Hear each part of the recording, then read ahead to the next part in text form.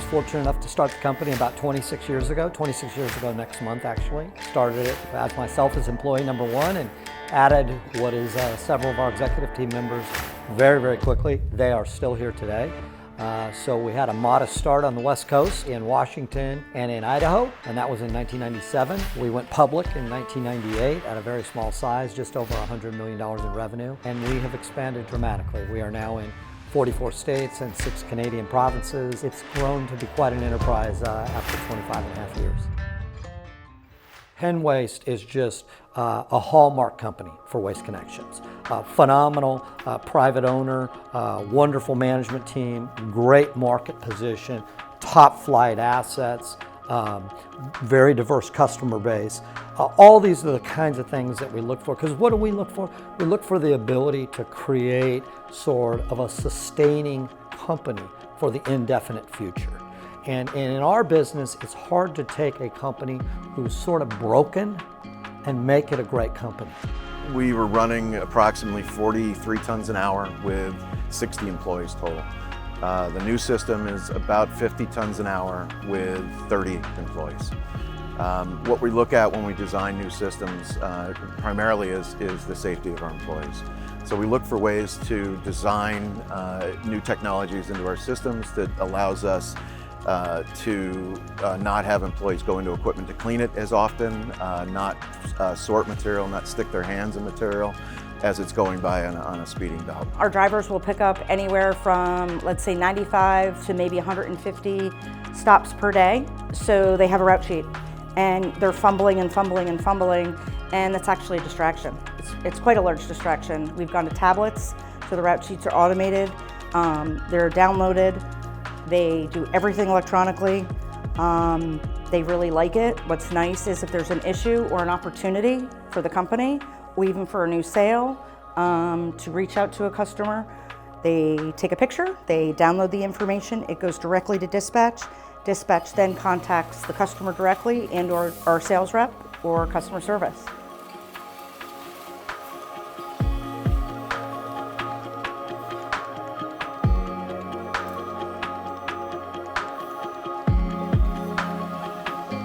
We are probably a middle-sized landfill within the company of Waste Connections. So we're not the largest, but we're not the smallest. We operate with 11 operators.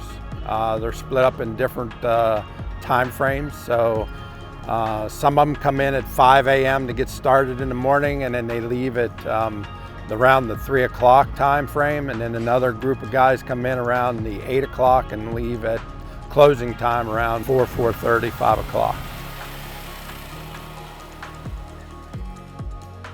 The way we capture the gas here at the landfill is we drill a well through a third-party contractor. Once they drill that well, it's perforated pipe. They fill it backwards with stone to collect that gas out of the trash. Right now we're doing about 2,000 to 2,300 CFMs.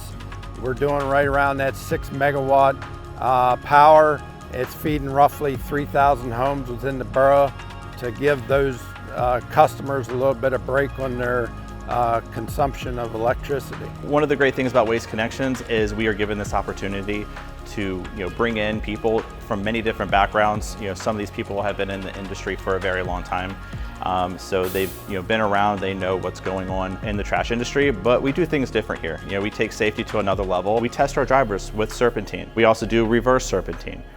We go and we test different types of backing, right? So the drivers know that there's 3 types of backing situations where you have straight line backing, sight side backing from your driver's side, and then you have your blind side, which is your weakest point to back. So that is your worst case scenario. If you have to back and that's your only option, they know the challenges that are involved in that. They know to get out and look if they're not sure. We believe a single-digit I rate is totally possible, and the last quarter, we did achieve that at a 9.9, and we know it's possible. So now we just have to finish the year strong and show everybody what is possible and what we can do. It's about setting that right mindset. We try to be incredibly proactive with the communications that we do to our customers, because at the end of the day, that's all they really want. They just want to know what's going on with their service. So the communication tools that we have and that we implement at districts, really focusing on messaging around two things: service, whether there's service issues, and education. For example, we have our app that can be customized to any district, and it's really used for messaging around education. So when is your service day? What you can put out for trash and recycling, when's your bulk item pickup, that sort of thing. And then also sending out notifications around service delays to make sure the customer knows if their service is going to be impacted. Our customer service team, we have a residential and a commercial customer service team. We have 10 residential customer service reps, and we have 4 commercial customer service reps. Here at Waste Connections, we make sure that we take the approach to provide the customer with their needs, address the issues that they're calling in about, to make sure at the end of that call the customer is happy with the resolution.